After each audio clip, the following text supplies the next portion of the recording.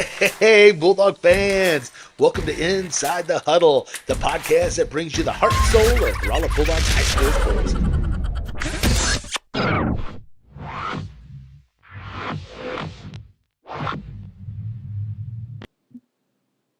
All right, everyone, welcome to Inside the Huddle, brought to you by Romo Athletics and powered by our new title sponsor, Phelps County Bank. And speaking of Phelps County Bank, always like to give them a big shout out. 100% employee owned, 100% community champions. Appreciate everything that they do for not just Inside the Huddle, but for the Rolla Athletic Program and the entire community at large. Go to mypcb.com. You can find out more about Phelps County Bank. So again, thanks for them. And today we got episode 14, Coach. Okay. Episode 14. We got an episode of Coach Talk here, and with us today, always on Thursdays, or typically on Thursdays, is our head football coach, Derick Heflin. Coach, thanks for being here. Hey, no problem.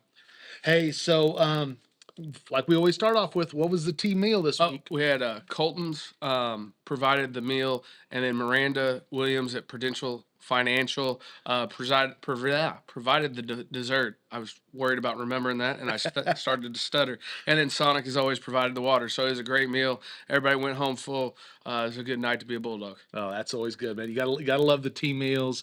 It's always nice again to watch how you have kind of rotation with it. I've been here listening to you how you have your conversations. Hey, just a reminder to be respectful. You got someone that leads in the prayer beforehand. Everybody does their parts, and it's just it's good. It's great to see. Kids learn manners and learn to be thankful and respectful, and they do a great job cleaning up. So it's a win-win for everybody. Yeah, and that's one of the neat things. Is then of course you got your families that'll come in, the parents will come in and help out, and the respect the players show not just for the staffing but for them and here and there. So much appreciation. It's really kind of neat to see that, and yeah, it's a great group of kids. No, it is. We have a really good group of kids, and they're going to hopefully be great men someday and be the leaders of this community. And, this is just a little piece of it. That's right. That's right. So before we get started, it is National Daughter Day. And so I'm sure, you got your little girl now, got Emerson. Sure you want to give a big shout out for her? Yes. No, she's out watching the 7th grade right now. But, yes, she's definitely, it's a different football year with her, but every night, win, lose, or draw,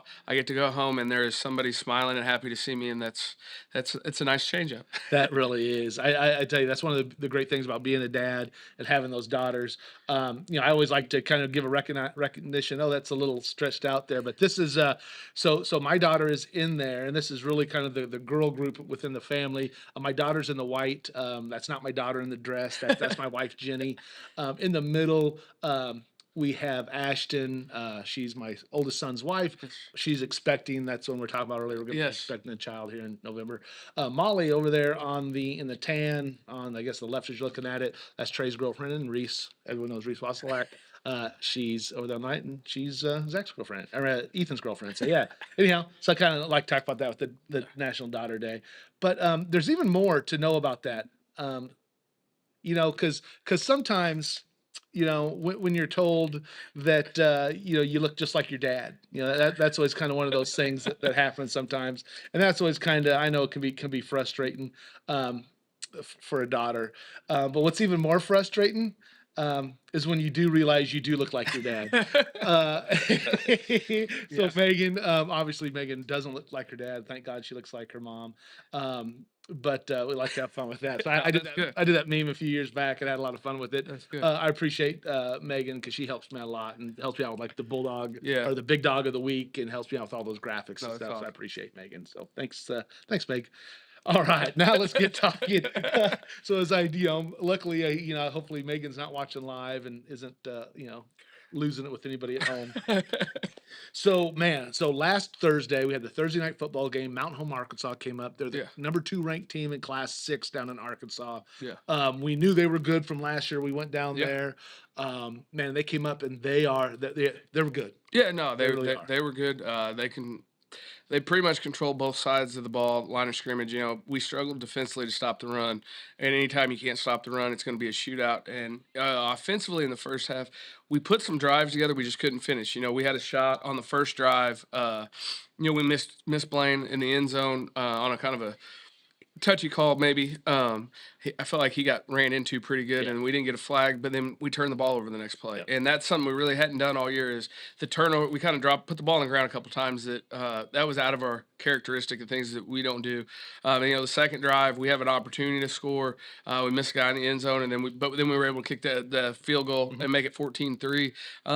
And then we had a chance to make it 20, or I guess it would have been 14 to 10. CP breaks that long run, and it got called back for something I still can't find on film, but it is what it is.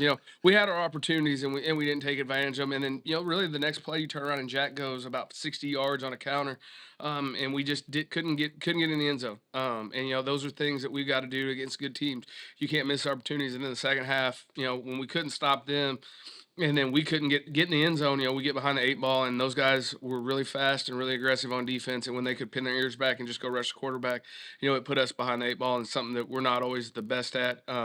It kind of is what it is. Got away a little bit there, but I was proud of the kids. They didn't quit at the end. We put that long drive together at the end of the game. We gave Blaine an opportunity, and he kept bouncing up every time because they were getting after him. And then Emery got it in there at the end. But that it was good to see the kids go out and compete and finish the game. When it could be easy just to shut her down and pack it in, but our guys didn't do that. They finished and fought till the very end.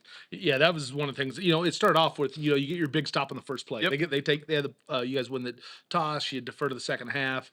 They might get a first down in there, but you guys basically about 4 snaps. Yeah, Cam Brown had a big TFL, put him behind the chains, and then we got a pass breakup and got him off the field. And we started off with some momentum and did some good things there. And that first drive, we took the ball and had the ball for about 6 or 7 minutes. And like I said, we had some opportunities. We did some good things. That's kind of the thing with those guys up front being young, and then the guys in the back and can't put the ball on the ground.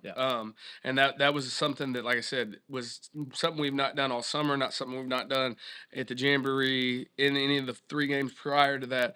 So that that caught us a little off guard, but we did some really good things in the first half offensively. We spread it out.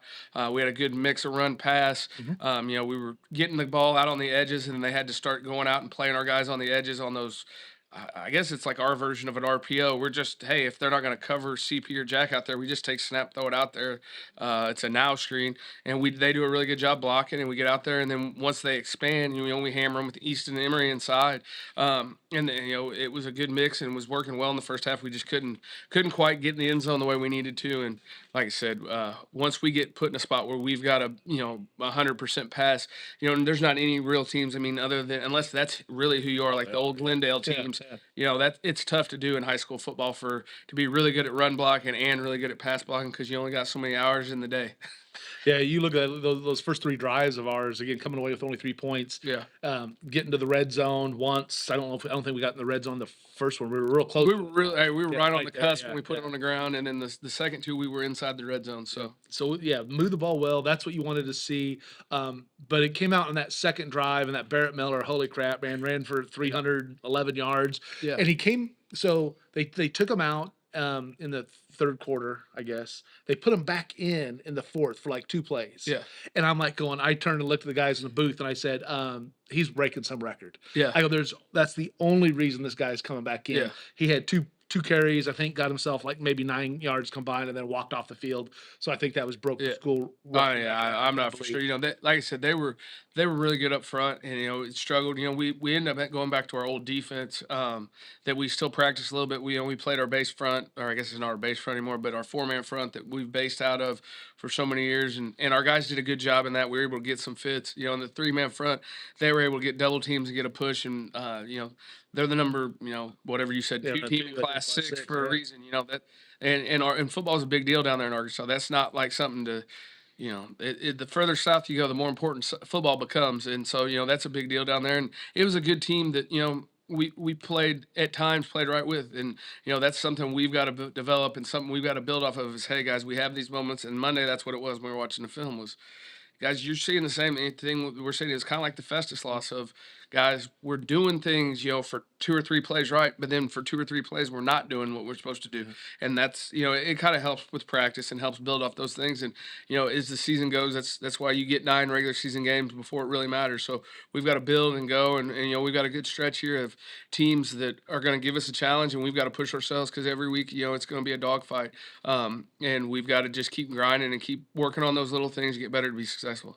Yeah, and I like how you pull that out because in the paper you talked with Dave Roberts about the physicality Yeah. of Mountain Home on both sides of the ball. Yeah. And that was very evident with Yeah. how they played, the sound of the hits, the way they didn't put a person on that field that didn't really enjoy doing that, it seemed like. Yeah. And they didn't let off the gas, even though they took Miller out. Yeah, no, yeah.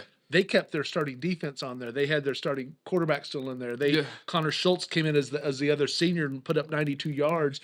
They didn't like all said, hey, we got a decent sized lead here late. Yeah. We're gonna play out. No, you scored on their starters late in the game. Yeah, no, and we just, like I said, it's good for our kids to keep fighting, and that's what we're getting to. And I think our kids understand, hey, we're working, and it's a work in progress, and we're building and building and building, and I think you see glimpses of that. Hey, what we're doing is working. You just got to keep grinding and keep working at it, and I think we'll get there sooner than later.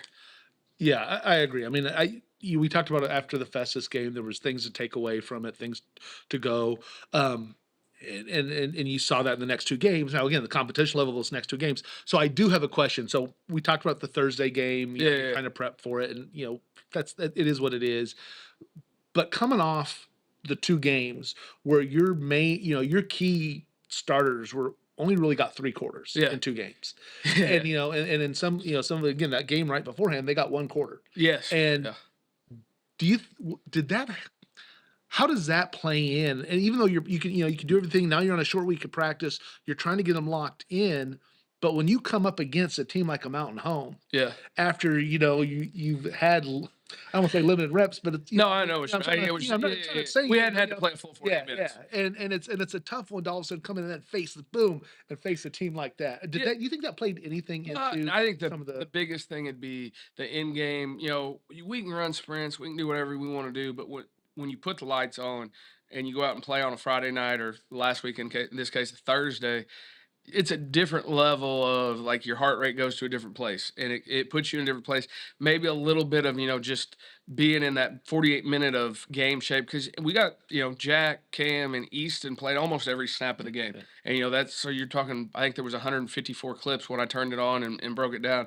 So those guys were on the field for 150 plays, and 2 of the 3 of those kids were pretty sick last week too. So that makes that even tougher. But maybe a little bit. That'd be the only thing I think could see is, we hadn't had to really play 48 full minutes since Festus really. So, that might have played a little bit, but at the end of the day, we've just got to be more physical. It's Coach Harry does a great job in the weight room, and our guys have gotten so much better from when I first got here to where we are today.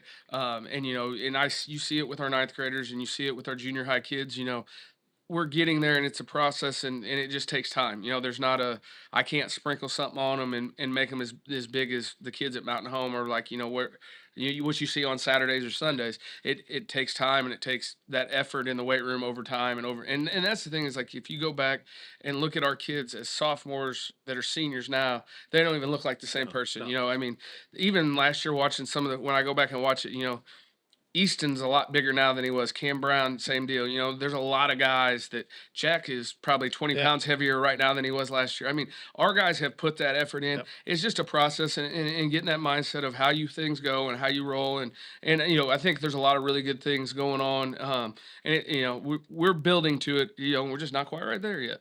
So before season started, right beforehand, I run into one of this last year's seniors. Yeah. Easton Brown. Okay. So I run into Easton. And I'm talking about things about, the football. Yeah. It might have been like the day of the scrimmage or jamboree thing. I'm not sure what it was.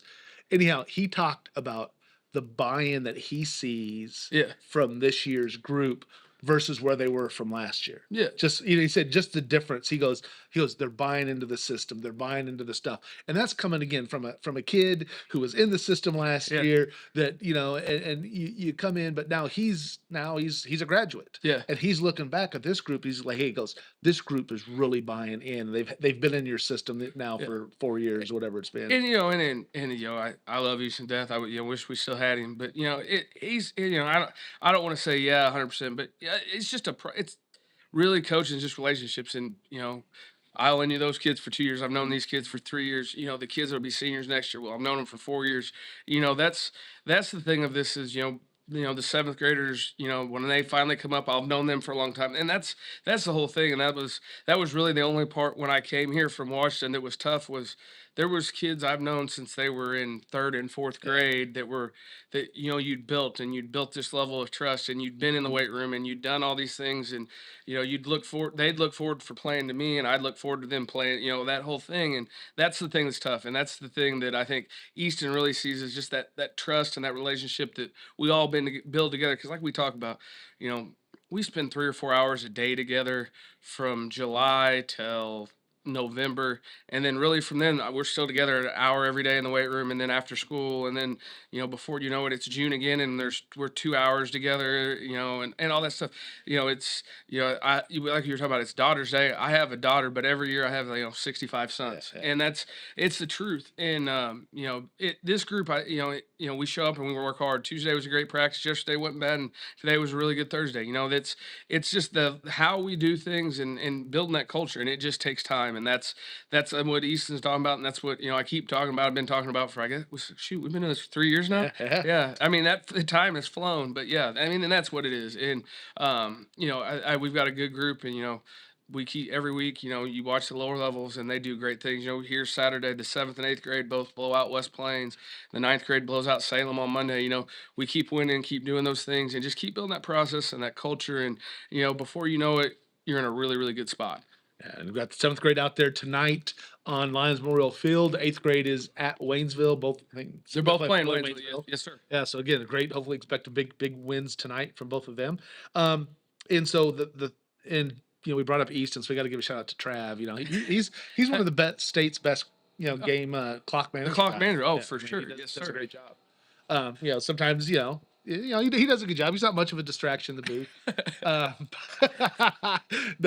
Love it. Love the guys up there in the booth. A lot of fun. Love Trav. So just want to give a shout out to him. So again, coming off that Mountain Home loss, 37-10, powerhouse team. Again, I'll be honest. I mean, they were impressive to watch. But I like how we battled. But let's give a shout out to our big dog, our price chopper big dog of the game. Again, want to thank Brian Clark for his continued sponsorship of the Big Dog of the Week.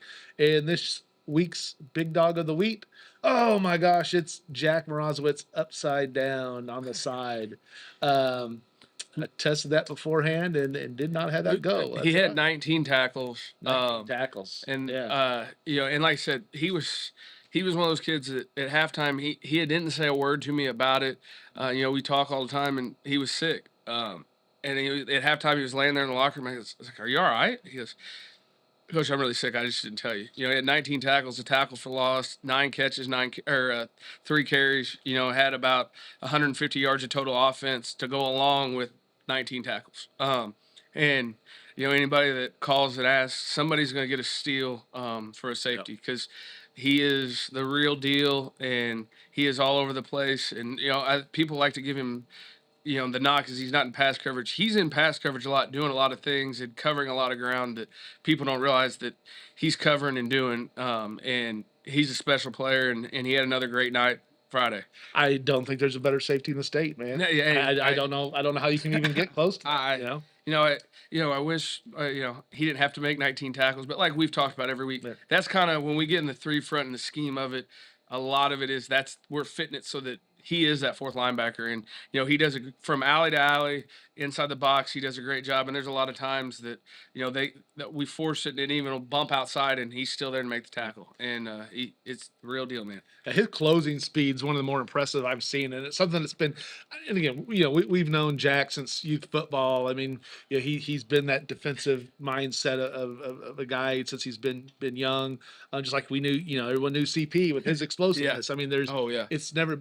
But watching him each year progress with how he tackles, his ability to take those angles and come up and make those hits against some really big backs, and just plant them. Yes, it's just his ability to close and hit holes. He looks like those NFL running backs when he explodes through a hole, but he's on defense just coming and filling it. And then you see things in the backfield out there on the side. I get a little bit of goosebumps on that. No, it's fun to watch it's Sunday morning or Saturday morning, or last week it was Friday morning, when you turn it on and see it. Or in last week's case, I might have started, I think it was about 2 a.m. before I went to bed watching it. But that it is what it is. It's fun to watch him on film, and we talk about all the things he does on the field. He's an even better kid than he is football player, which makes it really enjoyable to coach him. Yeah. I say that because I'm so happy, and again, I know Mama isn't happy. Jackie there is not happy about the that he's not going to be wrestling this year, but his ability to enjoy himself and have those meals and stuff. He used to come over to our house, and the poor kid would be like not able to eat breakfast, and limit what he was eating for breakfast and manage it because he had a meet coming up, and the boys are all scarfing down and everything, and he's trying to maintain the weight and everything. So, dude, he has become a specimen physically with that too. So let's take a look at this coming week. So tomorrow night we head to Bonne Terre to take on North County High School.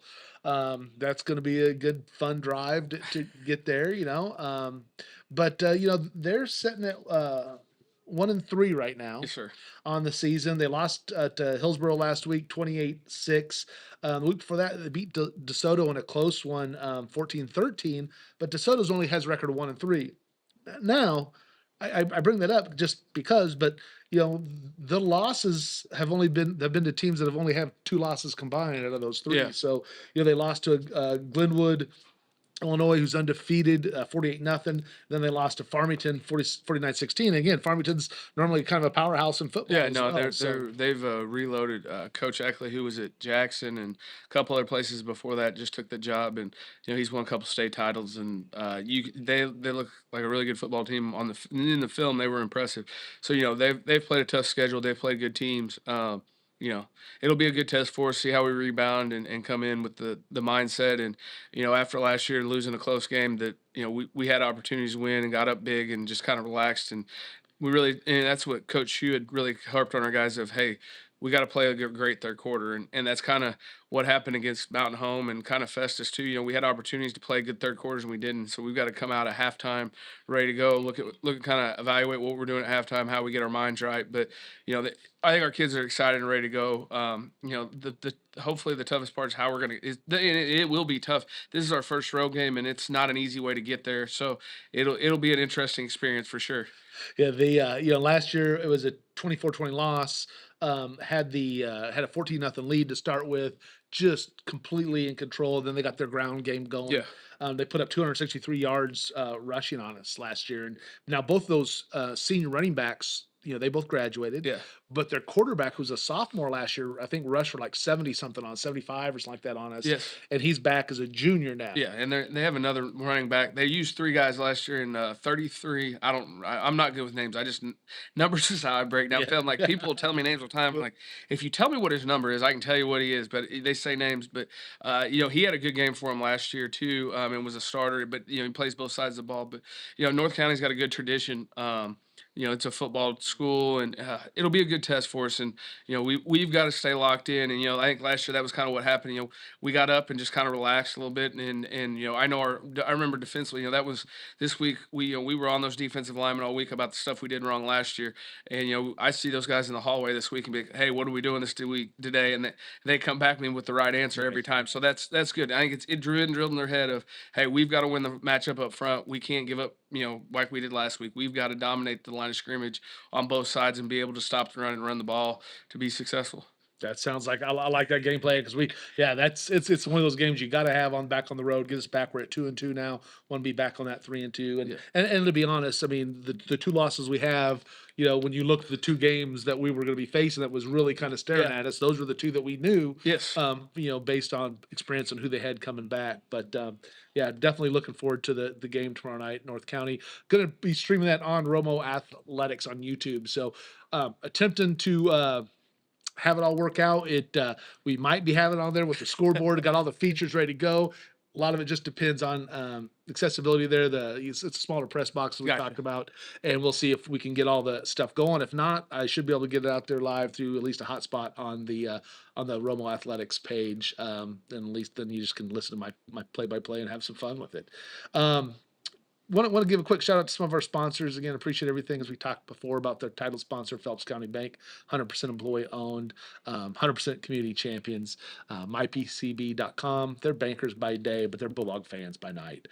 Ken Richardson Knives, they've been just piece of work, just artwork, just phenomenal stuff. They'll even do pins, but again with antlers, stuff like that. All of it's homemade craft. So again, great to see that. Glad to have them on board. Juan Skills Academy, Kobe Juan's two-time All-State Bulldog, does development work. Again, just so much that he does. In full bloom, Jackie Morozowitz. Appreciate her. You saw pictures there at the baby shower of the bloom in the background there. Again, you got her for senior signings, everything else. And we got Brian Clark at Price Chopper, again sponsoring our Big Dog of the Week. And I always like to give a shout out to JP Maxwell over there at the season ticket. Was not able to join this week because of some prior commitments I had, but I love talking about the Bulldogs on ESPN 104.9 with JP Maxwell Tuesdays 5 p.m. So Coach, keys to victory tomorrow night, North County. What's the one big thing we got to be doing? Go win the line of scrimmage. Line of scrimmage. Yes. Both sides. Yeah, win the line of scrimmage on both sides. If we can stop the run and run the ball, I think good things will happen. That's usually it doesn't matter whether it's junior high, high school, college football. The team that wins the line of scrimmage usually wins the football game. Yeah, think about just on the last game. You talk about we had. Easton Smith, you ended up throwing the ball like 25 times. Yeah. I mean, was when Dave gave me the stats Friday, and we threw the ball for 30 something. Yeah. I think we 30 something. Yeah, I mean, we ran the ball. Yeah, we ran the ball as much as we were literally at 50-50, and that is not something that usually happens if I'm in charge of an offense. That it is what it is, and like we talked about that's what happened that third quarter. We got behind and we had to chuck it, and it is what it is. Yeah, but you've done a nice job of introducing that. That's one of the things we saw in those. A lot more pass in the first quarter. Yeah. In the games before, able to switch some things up, get people thinking that provides an extra wrinkle into the whole offense. We have built in a lot of stuff where if people are going to give us easy throws, we're going to take them. But at the end of the day, we're still you want to get that lead and get that clock. Yes, and that ground and pound and put people into submission. But a lot of it is when you have CP and Jack and Blaine out there. We've got three athletes, and Easton Easton does a good job getting the ball, and Cam too. Brown does a good job of getting open in the play action stuff. We've got guys that can make plays, so it's just spreading the wealth and doing those things. And it's kind of unique for an option team to throw it and do the things kind of we're doing, but. It's what fits who we are right now, and that's what we're going to do. Yeah, definitely. So, last question, Coach, before we wind down here and let you go watch the seventh grade play. What's your if you got to light a candle? Okay, I know you're a big candle guy. I know that's how you are. I know you got candles all over everywhere. But if you got your choice between, since it's fall, right? Okay. Fall coming in, pumpkin spice or the burning leaves? What's the smell you want to smell? Here. This is going to get way. You're not going to expect this answer. I actually don't have a sense of smell, and has nothing to do with COVID. At some point, I realized when I was in college, I played college football, and everybody's talking about how bad stuff smelled, and I was like, I can't smell anything. And then, if you're always around college boys, everybody's always talking about how bad everything smells, and after a while, I was like, I can't smell anything. And, so for 20 plus years, I haven't been able to smell. So I'm going burning leaves because I remember what that smells like. Pumpkin spice or whatever wasn't a thing in 05, 06 when back when I could smell. So I just don't have people ask me, oh, COVID. No, I just got hit in the head too many times playing football and it went away. I don't know. But I don't have a sense of smell. So, yeah. I got to research my questions a little bit more. No, it's all good. It actually, hey, for my line of work, my office is in the locker room. People come in all the time, like it stinks. Like I can't smell it. Doesn't bother me. So it is what it is. But no, it for real. I go burning leaves because I remember that smell. Pumpkin spice, no clue. Well, even when they refurbished the old wrestling room to become the weight room, Yeah. it still smells like the wrestling room. Yeah. I'm sorry. I remember what yeah. I remember when it was the wrestling room and what that smelled like. But yeah, no, What are you doing in my car there, lady? Oh man, yeah, no, that's kind of funny with that smell and everything. That is, absolutely crazy the way that used to go. But appreciate that. So yeah, sorry about that question. No, it's all good. It's not a Yeah, big deal. and plus, pumpkin spice. Let's be honest. Yeah, it's not that good. So for all you people out there with your pumpkin spice lattes, I don't think so. I'll take that burning leaf smell as well. Sounds good. All right. Well, hey, thanks a lot, everyone out there, for joining us today. Thanks for Phelps County Bank for being our title sponsor. Coach Heflin, thanks a lot for joining us on Coach Talk. As always, wish you the best of luck. Appreciate it. Thank you. All right. So for Inside the Huddle to the Heart of the Game, we'll see you next time.